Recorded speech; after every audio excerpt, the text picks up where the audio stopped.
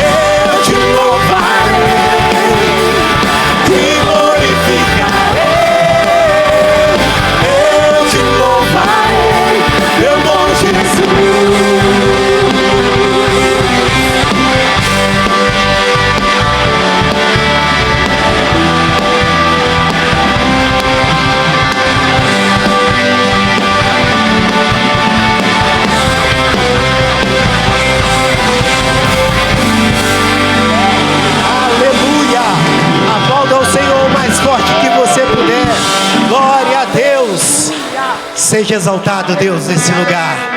Aleluias. Continue glorificando o nome do Senhor, igreja. Fale palavras de adoração ao Senhor. Palavras de adoração. Senhor, muito obrigado. Senhor, nós te louvamos, nós adoramos e engrandecemos o teu santo nome. Aleluias. Eu queria te convidar a cantar essa canção, mas eu queria te convidar a cantar essa canção abrindo o seu coração. Eu não sei como você passou essa semana. A nossa equipe, passamos uma semana difícil, atribulada, com enfermidades, mas para a honra e glória do Senhor. O Senhor trouxe a cura, Ele trouxe transformação, Ele trouxe libertação. Então nessa noite eu queria te convidar, porque quando nós estamos na presença do Senhor, nós queremos entregar a nossa melhor adoração ao Senhor, o nosso melhor louvor. Então eu queria te convidar nesse lugar a te entregar o seu melhor louvor, a sua melhor adoração. Aleluias. Você pode adorar o nome do Senhor. Fale palavras de adoração ao Senhor. A presença do Senhor já é real nesse lugar. A presença do Espírito já se faz presente nesse lugar. Oh, aleluias. E eu não sei o que você está sentindo ou está passando, mas eu sei o que o Senhor vai entregar nas suas mãos. Oh, aleluia, Deus.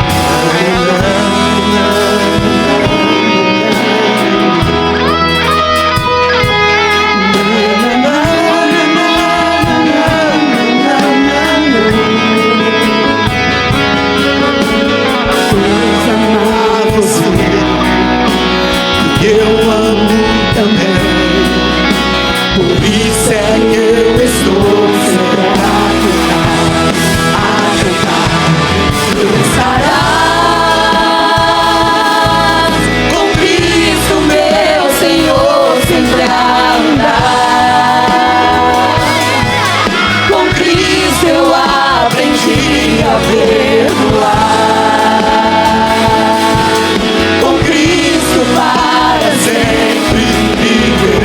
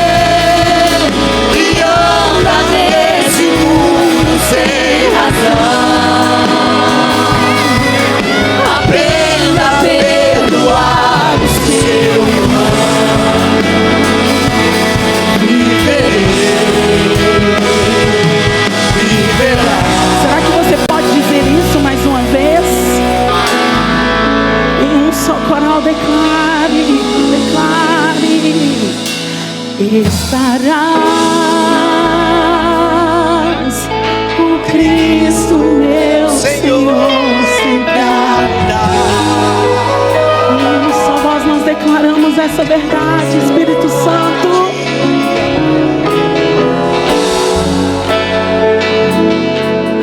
Com Cristo para sempre viverei, viverá. E você que anda nesse mundo sem razão, aprenda a perdoar o seu irmão. Viverei, viverá.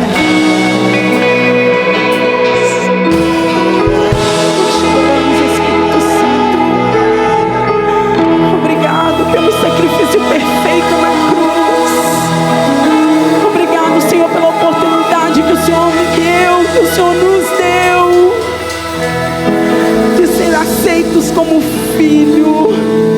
E nós declaramos nessa noite que nós continuaremos, nós seguiremos em frente, rompendo em fé, pelo poder que há no teu nome. Aleluias, aleluia, aleluia, aleluia.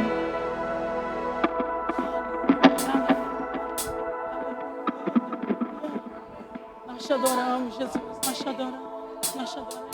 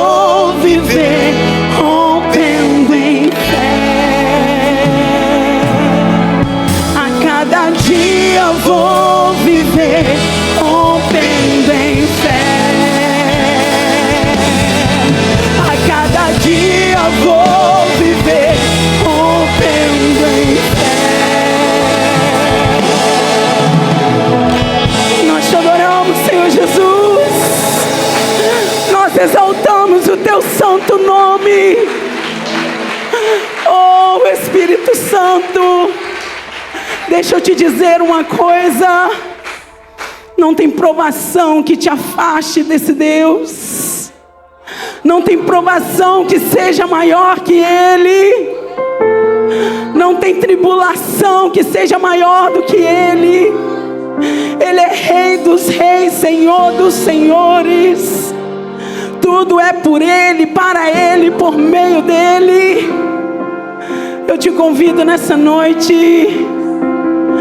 que o Senhor seja a proteção na sua casa, que o Senhor seja a proteção na sua vida, que o Senhor seja a proteção na sua família, que o Senhor seja a proteção no seu casamento, que o Senhor seja a proteção na tua vida. Ah, Jesus, Tu és escudo e proteção. Por isso nós te adoramos nessa noite, Senhor. Não pelo que o Senhor pode fazer por nós, mas pelo que o Senhor é. Pelo que o Senhor é, Pai.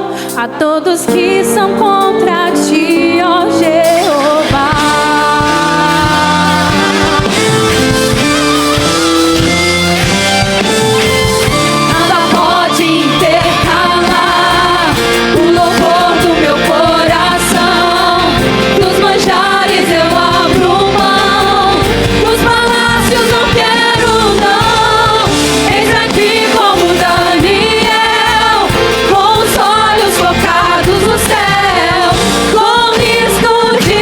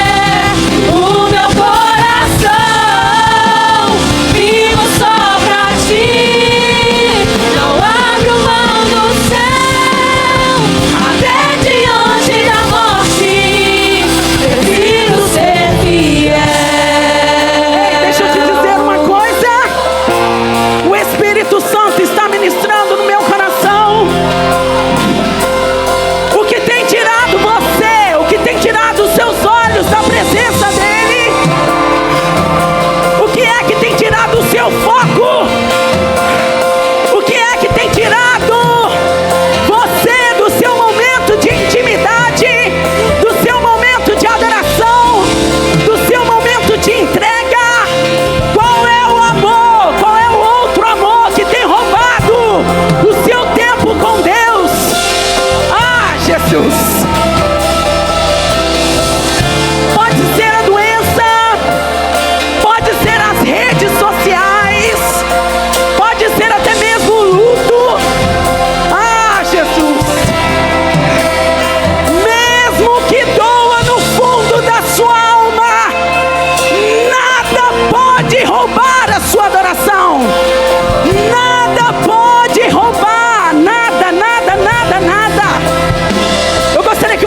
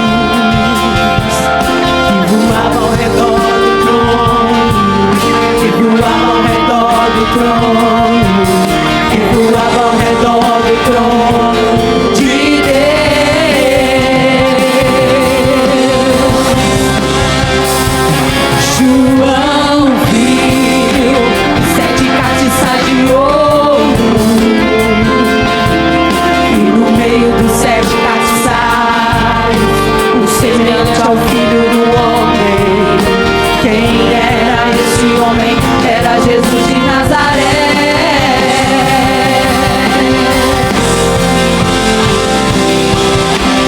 Não era um sonho, era realidade. João viu a cidade santa, para os crentes sendo preparada. Quem tem ouvidos ouça o que o Espírito diz às igrejas. Jesus Cristo está voltando, se prepare para que tu veja.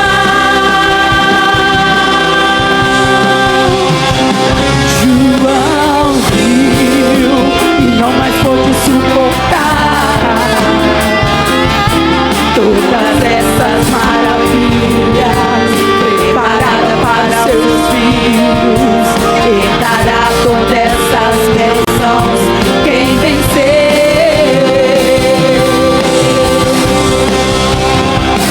João viu e eu também espero ver o que foi morto e reviveu, e a morte ele venceu, e com isso a vida eterna nos concedeu. Se você crê nessa verdade, cante isso bem forte. Não era um sonho, era realidade. João viu a cidade santa, para os crentes sendo preparada.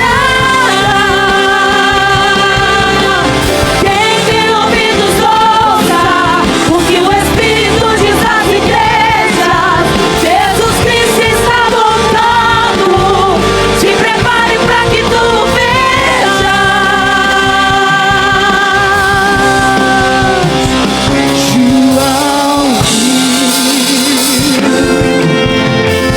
Você pode aplaudir ao Senhor nessa noite.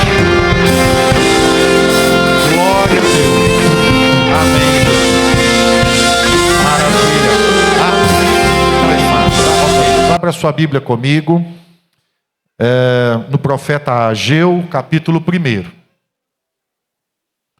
No final da reunião eu vou apresentar novos membros. Vou pedir a atenção de vocês agora para essa palavra que o Senhor colocou no meu coração para compartilhar com vocês. Ageu está ali perto de Sofonias, antes de Zacarias, finalzinho do Antigo Testamento. Você vai achar o Ageu. O Ageu,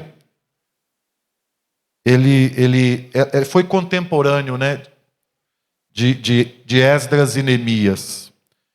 Na verdade, ele foi o primeiro que chegou em Jerusalém, da primeira leva que foi liberada pelo Império da Pérsia. E quando ele chegou lá, tinha uma demanda, né, uma missão. Pouco tempo depois vem Esdras para organizar o culto de novo. Antes aqui não tinha templo. Então Ageu está vivendo uma fase do ministério profético aonde não tem templo, tá em ruínas, né? Então a cidade está em ruínas e o templo está em ruínas. O Esdras vem depois, quando já tem um templo, quititinho em relação ao templo de Salomão, mas aí vem Esdras para restaurar o culto. E depois, mais para frente, ou seja, numa ordem de 70 anos entre Ageu e Neemias, vem Neemias restaurar os muros de Jerusalém. Em fases, não é? Depois que Deus usa Ciro para libertar o povo que estava cativo na Babilônia. Os primeiros que voltaram são contemporâneos de Ageu. Vamos ler o capítulo 1 para a gente entender o que o Espírito Santo de Deus quer falar com a gente hoje. No 2º ano do rei Dário, no 6º mês, no 1º dia do mês, veio a palavra do Senhor por intermédio do profeta Ageu a Zorobabel, filho de Salatiel, governador de Judá. Zorobabel é descendente de Davi. E ele vai então receber essa palavra por intermédio do profeta Ageu. Ele está governando, ele é o primeiro líder que está surgindo depois da volta da escravidão da Babilônia. Ele é o primeiro governador. E é o filho de Salatiel. E Josué é filho de Josadac, esse é o sumo sacerdote. E aí o Ageu está dizendo, da parte do Senhor, assim fala o Senhor dos Exércitos. Esse povo aí diz: não chegou ainda o tempo em que a casa do Senhor deve ser edificada. Veio, pois, a palavra do Senhor por intermédio do profeta Ageu, dizendo: acaso é tempo de habitardes vós em casas boas, ou casas luxuosas, enquanto esta casa, a casa de Deus, permanece em ruínas? Versículo 5. Ora, pois assim diz o Senhor dos Exércitos. Em algumas versões, considerai o vosso caminho, ou considerai os vossos caminhos. Aqui na minha versão diz assim: considerai o vosso passado. Tendes semeado muito e recolhido pouco. Comeis, mas não chega para fartar-vos. Bebeis, mas não dá para saciar-vos. Vestivos, mas ninguém se aquece. E o que recebe salário? Recebe para colocá-lo no saco furado. Assim diz o Senhor dos Exércitos: considerai o vosso passado. Em outras versões, considerai os vossos caminhos.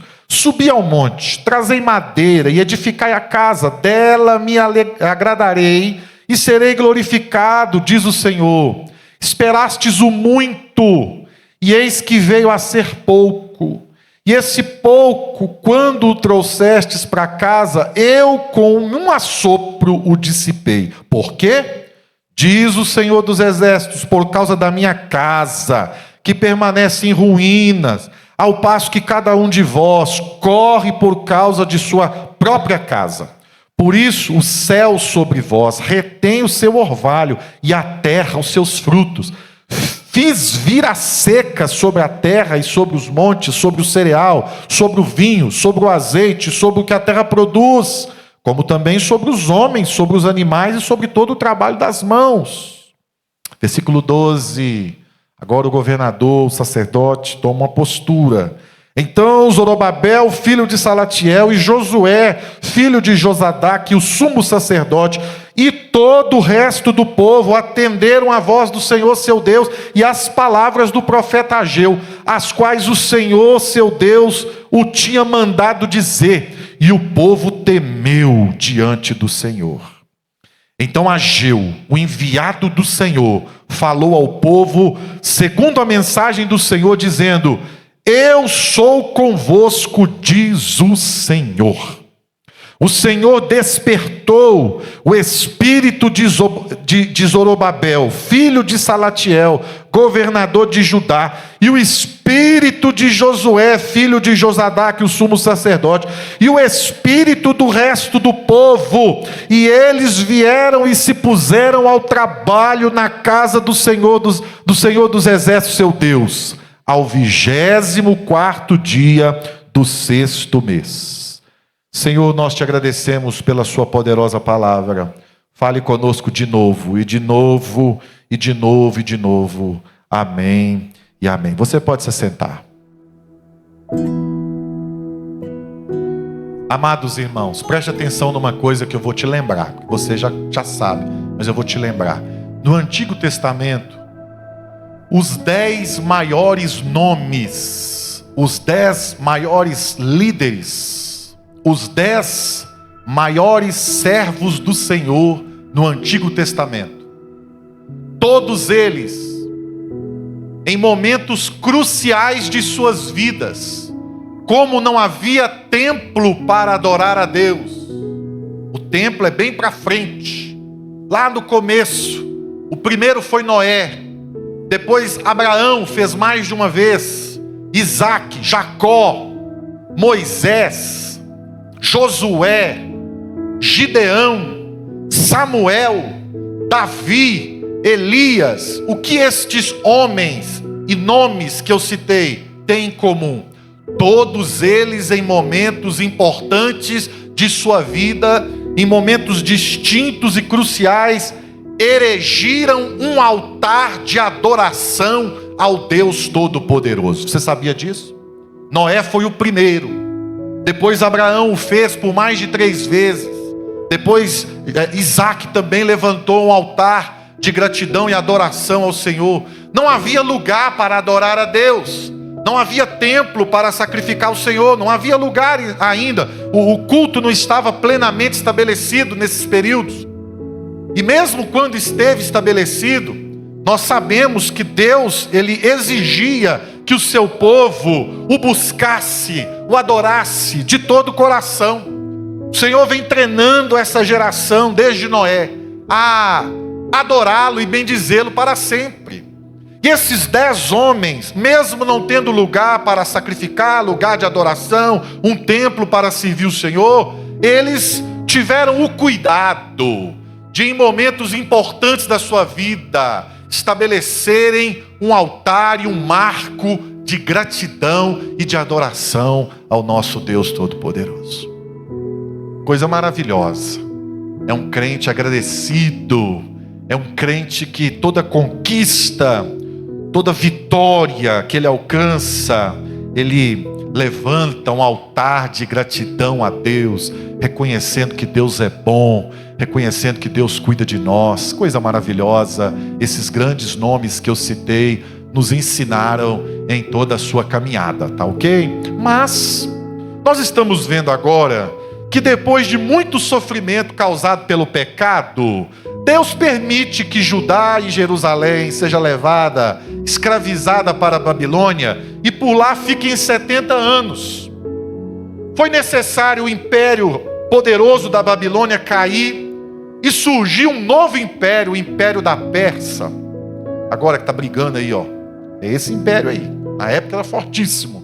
Hoje está aí, controlando a porta do petróleo lá, está subindo as coisas aqui no Brasil já, né? O Irã é o que sobrou da Pérsia, do Império Persa. E quando então o Império Persa toma conta da Babilônia e derrota a Babilônia, tem lá um povinho lá. Esse povinho é o povo exclusivo do Senhor. Então há uma liberação para que quem quisesse voltar para as suas terras natais pudesse voltar. E acontece um fenômeno. Todos aqueles judeus que estiveram na Babilônia como escravos, escute bem, e que não prosperaram, e que não criaram vínculos e raízes na Babilônia, e que não deram certo na Babilônia, eles agora estão desprovidos de terra, negócios, economicamente quebrados, e eles sabem o motivo pelos quais Deus permitiu que eles fossem levados cativos. Eles sabem. E eles agora voltam para Judá. Mas quando eles voltam para Judá, a primeira leva, eles chegam lá e a cidade está destruída, a economia está destruída e o templo do Senhor está destruído. Não tem nada mais que Salomão deixou. Tudo foi roubado, tudo foi saqueado, tudo foi queimado, destruíram tudo. E sabe o que acontece, amados irmãos, ali? 18 anos depois da primeira leva que chegou da Babilônia, o Senhor começa a perceber que o povo esqueceu dele. O Senhor começa a olhar, peraí, tem 18 anos que eu deixei esse povo sair agora da Babilônia e voltar para aqui? E até agora nada, começaram lá a lançar umas pedrinhas no templo lá, uns alicercezinhos, mas está todo mundo ocupado, está todo mundo preocupado e ocupado. Eu vou levantar Ageu, o meu servo, para chamar a atenção do meu povo, porque eu pensei que o meu povo, ao sair da Babilônia, depois de sofrer, depois de aprender, eles teriam chegado aqui e levantado um trono de adoração, levantado um altar de adoração, se lembrado de agradecer, se lembraram de me amar, de cuidar das coisas do Senhor, mas não, eles não fizeram isso não. Então, amados irmãos, Ageu com a sua mensagem profética foi um instrumento de Deus para aquela época. Mas, amados irmãos, quando eu estava terminando de preparar essa mensagem, ficou claro para mim, que se o Ageu tivesse aqui no Brasil, nos dias de hoje, ele teria essa mesma palavra profética de exortação para a igreja do Senhor nos dias de hoje. É muito semelhante o que estava acontecendo lá com o que está acontecendo hoje, é um espelho. Você quer ver? Observe comigo, se Deus também não nos tirou de um exílio. Deus, quando nos chamou na pessoa de Cristo, e o Espírito Santo se revelou a mim e a você, e aí você entendeu que Deus tem uma obra na sua vida, e você entrega o seu caminho ao Senhor, você agora sai desse caminho errante da vida. Você sai desse lugar que o pecado te colocou. Você sai dessa escravidão onde o pecado te subjugara. E agora você, ao sair do exílio, você começa uma caminhada e um processo de restauração com Deus. Que é o que vai acontecer aqui. Processo de restauração. Começa com Ageu, chamando a atenção do governador, chamando a atenção do sacerdote, que já tinha 18 anos que o povo tinha voltado, a primeira leva, e que ninguém estava se preocupando com o sagrado. Estava todo mundo preocupado, cada um com a sua agenda. Então começa com Ageu, continua com Esdras e é concluído com Neemias. Mas o fato é que quando um crente sai do exílio, sai da Babilônia, sai do Egito e entra num processo de restauração com Deus, pode acontecer desse crente se perder no caminho, se perder nesse processo. É tanta coisa que a gente tem que recuperar, é tanta coisa que o diabo toma de nós, que o pecado arranca da gente, que a falta de Deus no nosso coração provoca em nós, que a gente quer correr atrás do prejuízo, a gente quer recuperar o tempo perdido, a gente quer fazer de novo o que ficou para trás. E muitas das vezes, irmãos amados, acontece na vida do crente que abandonou o pecado, acontece na vida do crente que largou esse mundo e veio para a presença de Deus, dele se esquecer das suas prioridades para com Deus. Então Ageu está chamando a atenção dos líderes. Olha, começa com os líderes, o povo vem depois. Primeiro os líderes. Ageu se levanta chamando a atenção do governador, descendente do rei Davi. Olha, e aí? Como é que vai ficar? Tem 18 anos que o povo está dizendo, ainda não. Essa é a primeira verdade espiritual que eu quero compartilhar com você do capítulo 1. O Ageu é um profeta tido por profeta pequeno, porque profetizou pouca coisa, né? Mas muito importante o trabalho de Ageu. Talvez nós leiamos aqui quase todo o capítulo 2 também. Então no versículo 2, quando Deus levanta Ageu, ele chama os líderes e coloca diante dos líderes a seguinte situação que eu coloco para você que me ouve agora. O problema do agora não. Diga comigo, agora não. Diga para o seu irmão, agora não. Agora não. O problema do ainda não é tempo. O problema do agora não. O povo estava dizendo, e Deus revela ao profeta. O povo está dizendo aí, ainda não é tempo de mexer nas minhas coisas. O povo está dizendo aí, ainda não é tempo de reconstruir o templo. E eles estão cuidando das suas coisas e não estão cuidando do espiritual. Então agora, meus amados irmãos, vem o nosso irmão Ageu para profetizar sobre o que estava acontecendo. Não tinha ninguém negando que o templo não era importante. Não tinha ninguém negando que fazer as coisas de Deus não era relevante, não era importante. Eles apenas estavam dizendo no seu coração, ainda não. Ainda não. E você encontra com muitas pessoas que precisam sair do exílio, que precisam sair da pobreza espiritual, que precisam dar um espaço para Deus em suas vidas. Mas quando você chega à palavra de Deus, o evangelho irresistível da graça sobre a vida deles, eles dizem assim, de alto e bom tom, ainda não. Ainda não é o tempo. Agora não. Eu preciso resolver isto primeiro. Eu preciso fazer aquilo primeiro. E tem crentes, irmãos, dos mais recentes, né? Talvez não seja a mesma geração, mas tem crentes dos mais recentes, os evangélicos mais modernos, né? Os crentes mais atuais, dizendo assim: eu vou me preparar primeiro. Quando eu estiver pronto, aí eu vou fazer a obra do Senhor. Eu vou me formar primeiro. Aí eu vou fazer meu curso de inglês primeiro. Aí eu vou primeiro aprender minha profissão. Primeiro eu vou casar. Primeiro eu vou ter filhos. Agora eu tenho filhos, eu vou cuidar deles primeiro. Quando eles crescerem, eu aí vou fazer alguma coisa para o Senhor. Aí eu vou orar, porque se Deus me der condição, quando eu tiver condição, aí eu vou ofertar, aí eu vou participar, aí eu vou em todos os cultos. Eu quero dizer para você que já pensou assim, talvez haja alguém aqui que já pensou assim. Sabe quando é que vai dar? Sabe quando é que vai dar?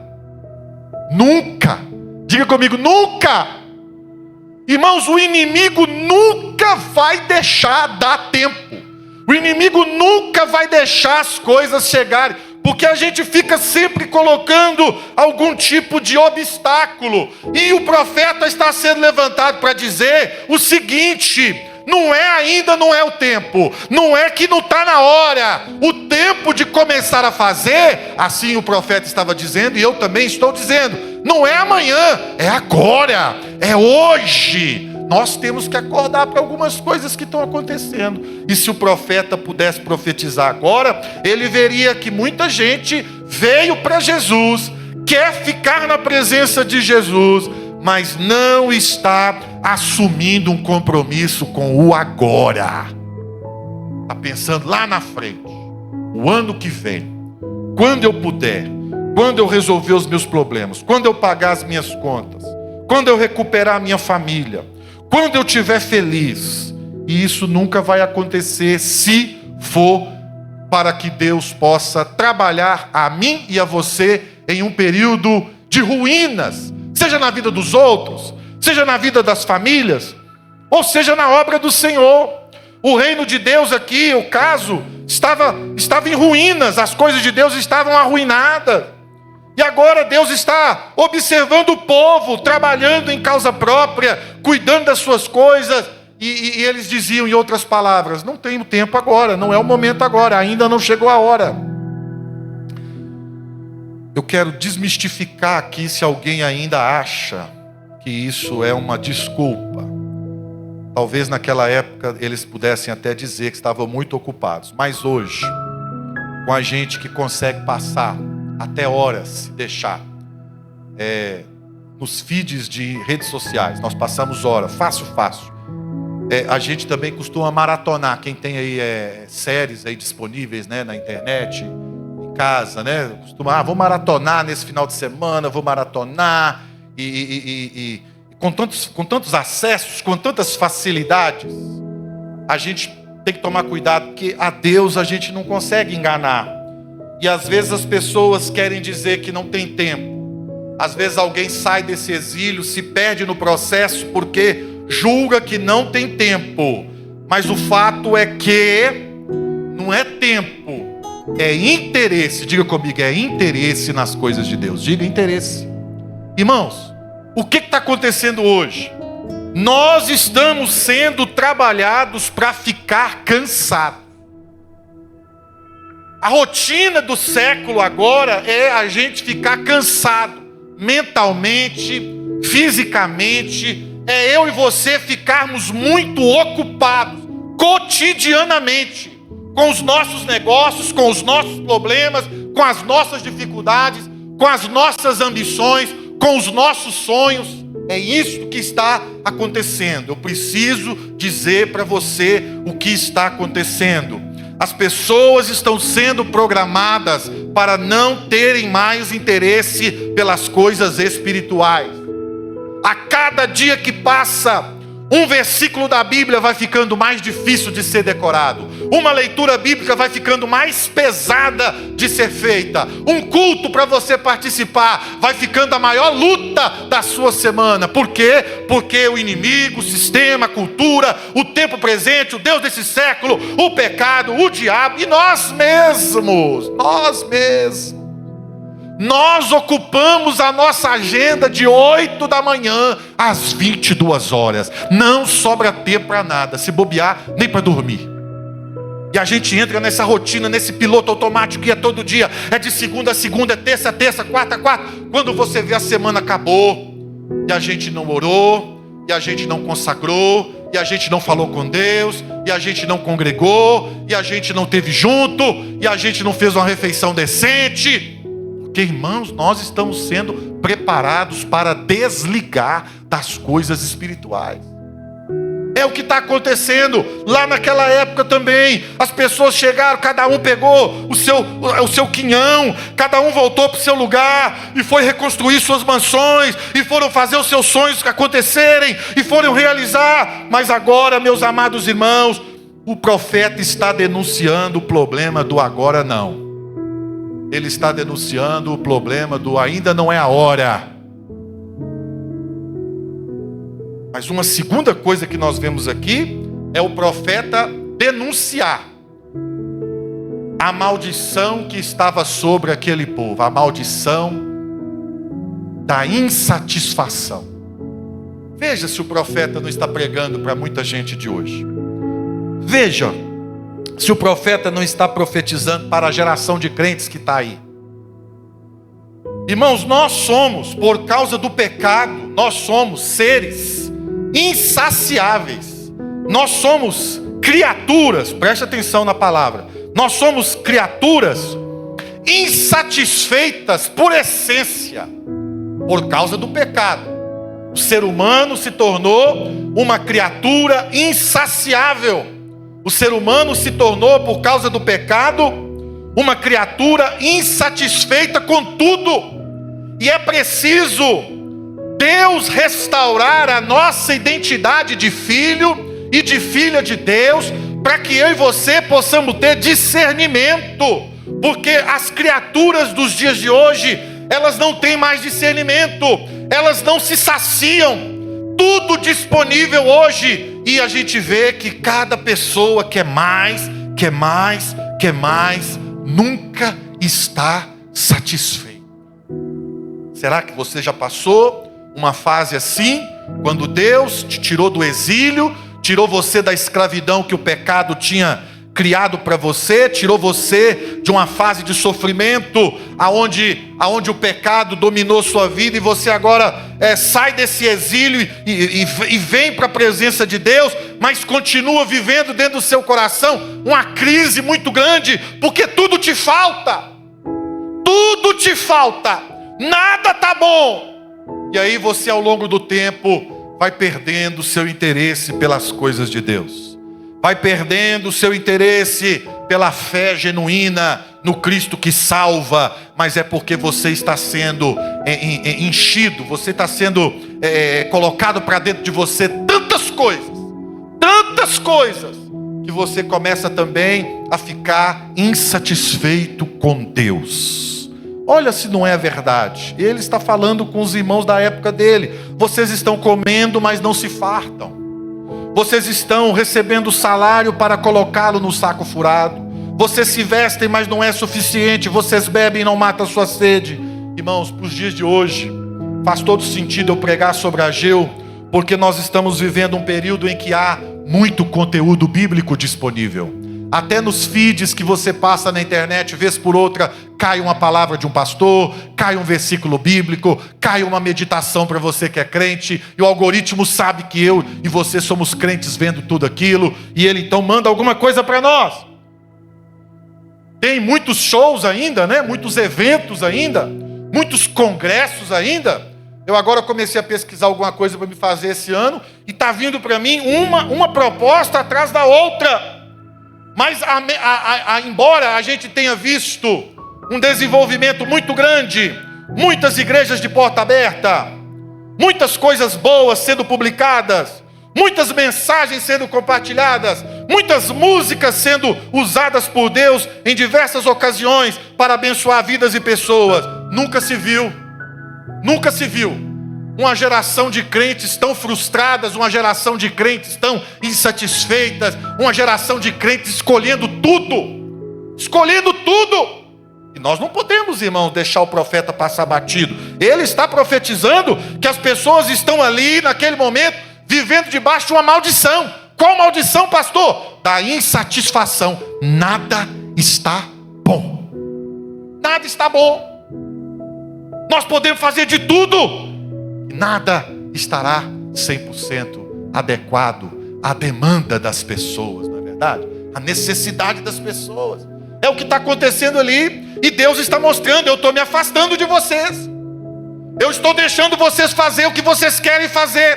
Vocês estão cuidando dos planos de vocês, mas vocês são insaciáveis. Passa um ano, vocês levantam um puxadinho, passa 2 anos, vocês querem um carro na garagem, passa 3 anos, vocês querem a cura e querem a promoção, passa 4 anos, e o meu projeto, e a minha obra, e o meu sonho, e a minha agenda. É Deus clamando com o povo dele naquele momento, através do profeta Ageu.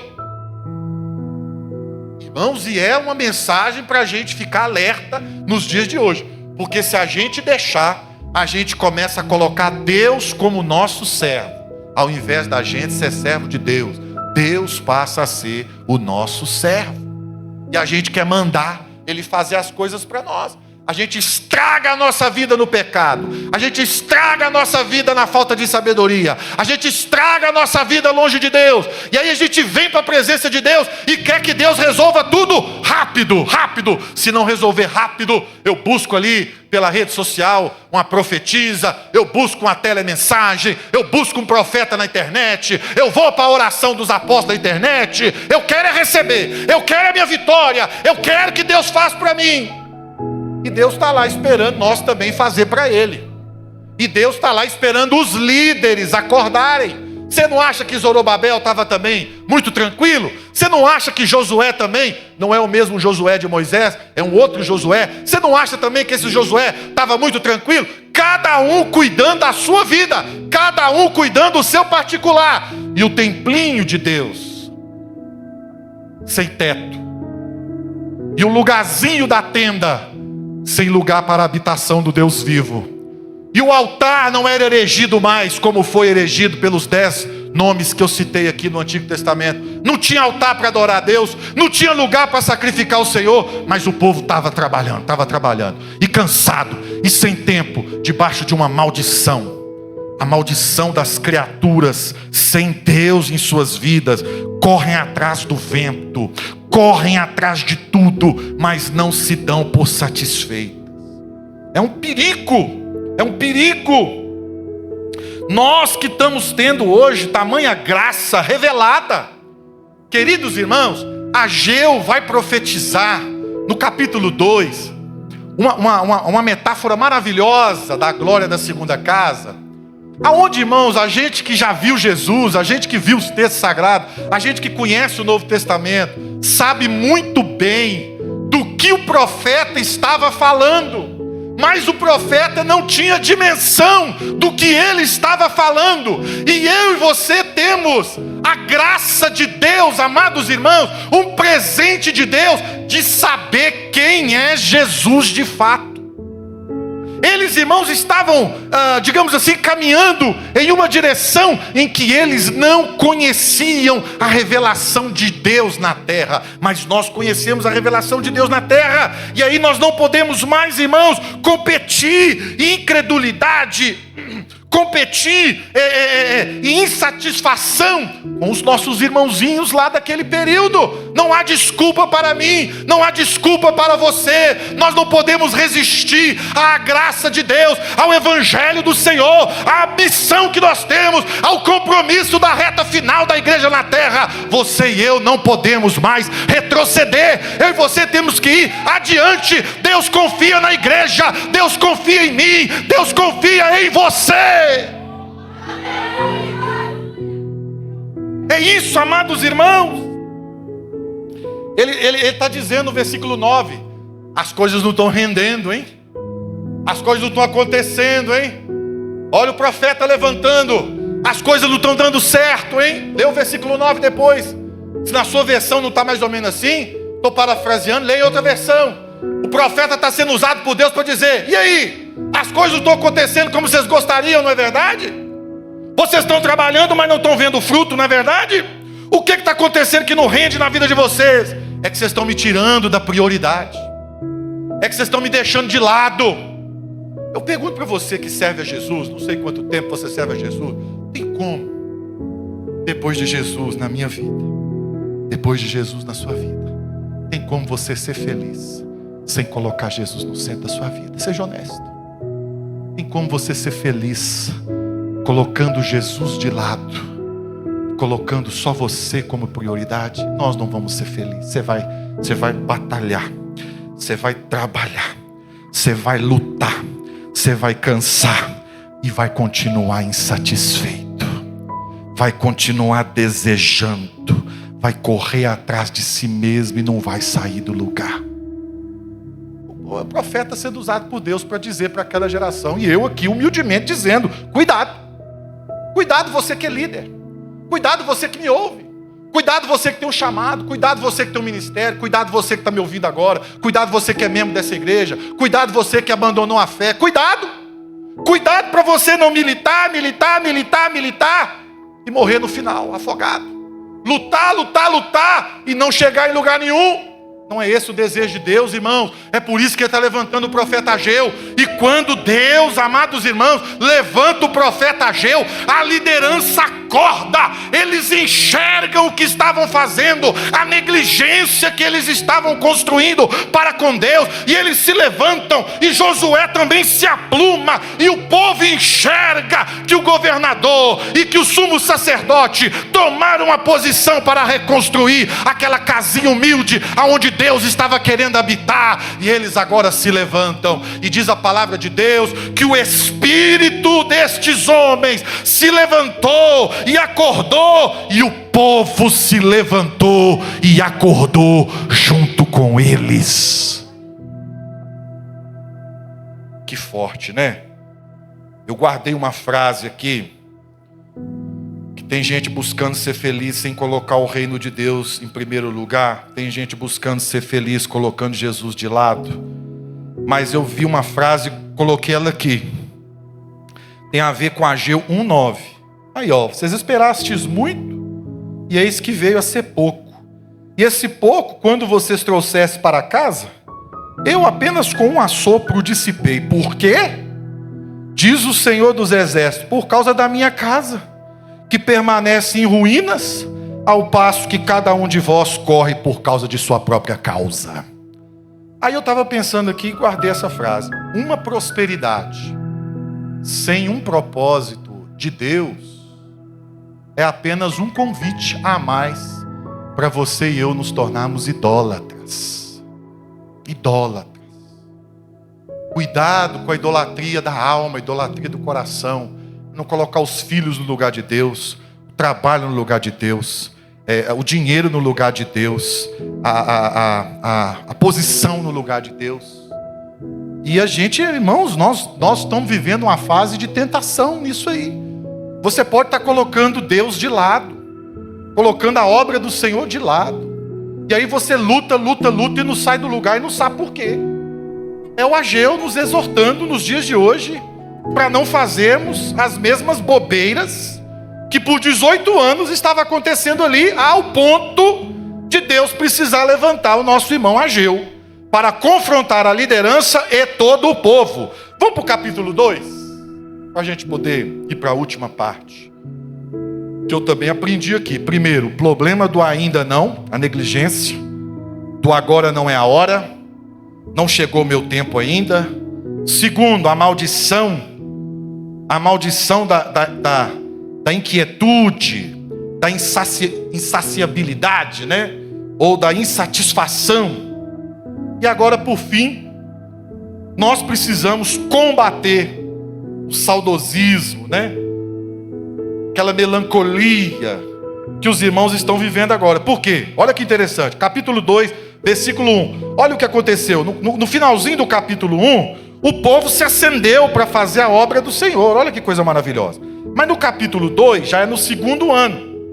No segundo ano do rei Dário, no 7º mês, ao 21º mês, veio a palavra do Senhor, por intermédio do profeta Ageu, dizendo: fala agora para Zorobabel, filho de Salatiel, governador de Judá, e a Josué, filho de Josadaque, o sumo sacerdote, e ao resto do povo, dizendo: quem dentre vós que tenha sobrevivido contemplou esta casa na sua primeira glória? E como é que vocês a veem agora? Não é ela como nada aos vossos olhos? Ora, pois, seja forte, Zorobabel, diz o Senhor, sê forte, Josué, filho de Josadaque, o sumo sacerdote, e tu e todo o povo da terra, sê forte, diz o Senhor, e trabalhai, porque eu sou convosco, diz o Senhor dos exércitos, e segundo a palavra da aliança que eu fiz convosco, quando saístes do Egito, o meu espírito habita no meio de vós, não temais, pois assim diz o Senhor dos exércitos, ainda uma vez, dentro em pouco, farei abalar o céu, a terra, o mar e a terra seca, farei abalar todas as nações, as coisas preciosas de todas as nações virão, e encherei de glória esta casinha, diz o Senhor dos exércitos, minha é a prata, meu é o ouro, diz o Senhor dos exércitos, a glória desta última casa será maior do que a da primeira, diz o Senhor dos exércitos,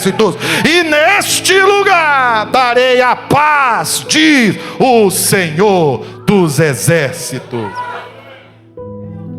Eu já me peguei pensando assim. Antigamente era muito melhor. A igreja antigamente era muito melhor. O povo era muito melhor. O povo era mais avivado. As pessoas buscavam a Deus com mais paixão, com mais alegria. Eu já me peguei pensando assim, tá? Mas, amados irmãos, verdadeiramente, a igreja de hoje não é melhor nem pior do que a igreja de 50, 30, 20, 10 anos atrás.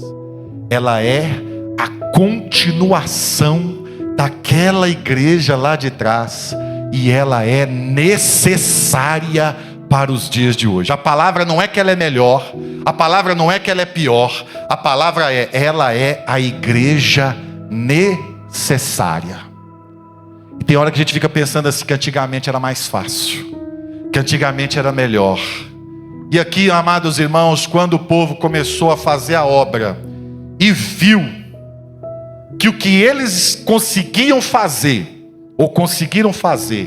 era bem menor do que o templo de Salomão, do que a glória dos períodos melhores de Israel e de Jerusalém, sabe o que aconteceu? O povo começou a desanimar.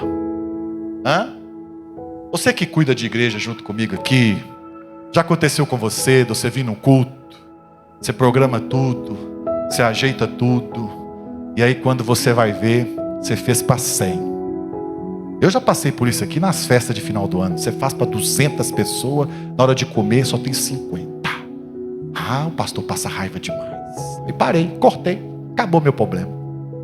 Mas aí você faz aquele momento ali pensando assim, vai vir todo mundo. De repente não vem ninguém. De repente vem 10% do que você estava esperando. Então, irmãos, sabe o que está acontecendo hoje? A gente está escolhendo o que a gente quer fazer para Deus. A gente está escolhendo os melhores cardápios. A gente está escolhendo os melhores cultos. A gente está escolhendo as melhores personalidades. A gente está escolhendo, porque na internet você pode escolher se você me ouve ou não. Na internet você pode escolher se você é meu amigo ou não, se você dá like ou não. E aí a gente vem para a igreja com essa cultura do mundo, querendo fazer só o que nos interessa. Dízimo, não me interessa, eu não quero participar. Louvor também não me interessa, eu não quero participar. Culto de oração também não quero, não. A gente vai criando isso para nós. E dizendo que a igreja de antigamente era melhor. Não vou participar dessa igreja não, desse tempo não. Todo mudou, povo desobediente, o povo não quer saber nada de Deus. Eu gostava da igreja da minha época. Na minha época o pastor chamava e nós orávamos em cima do caroço de milho. Na nossa época não tinha esse luxo todo. Hoje o povo está preguiçoso, hoje o povo está assim, o povo está assado. Irmãos, é a igreja necessária para os dias de hoje. São as portas abertas, as últimas portas abertas, a última chamada para a igreja na terra. Não vai pensando que nós vamos ter muito tempo, não. Inclusive eu fui na congregação quarta-feira. A irmã está me contando lá. Pastor, meu menino começou a namorar. E a menina é gente boa, a família é gente boa. E eles começaram a namorar em dezembro. Irmã, e já está falando que é casar no final do ano. Eu falei assim, irmã, que benção, que pressa. Eles estão com medo de Jesus voltar, né? Irmão, tem gente já com medo de Jesus voltar e não dá tempo de casar. Você está com pressa da volta do Senhor Jesus? Ou você está achando que isso não vai acontecer? Ele vai chegar pegando você sentadinho, dizendo assim, ainda não. Agora não. Não é o meu tempo. Estou insatisfeito. Nada está bom. Nada me serve. Nada me atrai. Nada me ajuda. Antigamente que era bom. Esse pastor está pregando agora mais ou menos. Ele já pregou melhor. Esse louvor já foi melhor também. E a gente começa, irmãos, a escolher. E a gente não pode escolher o que nós temos que fazer. Nós temos que fazer. Porque é a igreja de hoje. É a igreja necessária do agora. Então, amados irmãos, eles começaram a pensar, esse templo é muito pequeno. Preste atenção nisso que eu vou falar aqui. Esse templo é muito pequeno. Está muito feio. Está muito distante do que Deus merece. E eles começaram a desmotivar. Eles começaram a entristecer. E aí Deus levanta o profeta novamente. Porque esse profeta aqui não é um profeta só do caos. É um profeta da ajuda. Tem gente que só quer profetizar coisa ruim e o mal. Não, ele profetizou e o povo acertou o caminho, considerou o passado, considerou o caminho, aplicou no que Deus queria, aplumou para o que Deus queria. Mas agora eles deram uma desanimada, porque viram que não tinha como Deus agradar de tudo que estava fazendo. Estava muito pequeno, estava muito pouco. Aí Deus levanta o profeta de novo, para dizer assim, quem é da época aí que as coisas estavam cheias de ouro, cheia de prata, que estava tudo muito bem feito? Quem é dessa época? Se o profeta está sendo usado por Deus assim, é porque tinha gente daquela época ali. E aí o Senhor faz uma promessa, essa você tem que guardar. O importante, irmãos, é você saber que ainda que nós estejamos fazendo a obra do Senhor da nossa maneira, às vezes não é do jeito perfeito, às vezes nos falta muito, mas o que não pode sair do nosso meio é essa glória da segunda casa. Quem é a glória da segunda casa? É o nosso Senhor Jesus de Nazaré. Hoje os meninos estavam cantando aqui e Deus me visitou poderosamente ali. O que não pode sair da igreja, o que nós não podemos perder, é a glória dessa segunda casinha. É a satisfação de ver que Deus não habita em templos feitos por mãos humanas, mas que Deus tem prazer de visitar e de permanecer na vida daquele que outrora foi criatura, outrora foi exilado, mas agora é um filho e uma filha de Deus. E Deus quer habitar em nós, e Deus quer estar no nosso meio. E o povo se alegrou com aquela promessa, o povo se alegrou com aquela palavra, e nós a recebemos. Eles não sabiam de que Deus estava falando, mas nós recebemos a glória da segunda casa. Então, queridos irmãos, eu quero concluir dizendo assim: considerai os vossos caminhos. Faz um balanço aí. Você saiu do exílio, mas se perdeu no processo? Você saiu do mundo e o mundo veio com você, com algumas coisinhas, e você quer tirar o tempo perdido, você quer resolver sua vida, você quer que Deus faça tudo, você quer que Deus faça tudo, rápido. Então nós precisamos nos arrepender dessa negligência, né? De colocar o Senhor em segundo lugar. Nós temos que arrepender dessa negligência, de colocar e escolher o que nós queremos fazer para Deus, qual culto nós queremos participar, o que nós queremos fazer. Pedir perdão, colocar os nossos interesses em primeiro lugar e o do Senhor em segundo, terceiro, quarto, quinto, quando der, quando for possível, quando eu tiver condição. Ainda não é agora. Arrepender disso. Segundo, não ficar resistindo à graça de Deus. Irmãos, Deus, olha, eu vou ser justo com vocês aqui.